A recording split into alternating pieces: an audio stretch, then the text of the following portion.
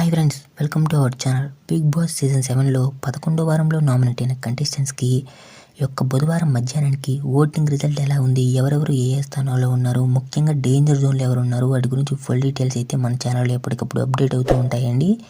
వాటి గురించి full details మీరు ప్రతిరోజు లైవ్ అప్డేట్స్ కోసం మన ఛానల్ని సబ్స్క్రైబ్ చేసుకుని ఈ వీడియోని ఒక లైక్ చేయండి. ఇక ఓటింగ్ రిజల్ట్ చూసినట్లయితే భారీగా మార్పు అయితే జరిగిందండి. ఓటింగ్లో మొదటి స్థానంలోకి అమర్దీప్ అయితే వచ్చారు. ఇక రెండవ స్థానంలో ప్రిన్స్ ఎవరైతే కొనసాగుతున్నారు.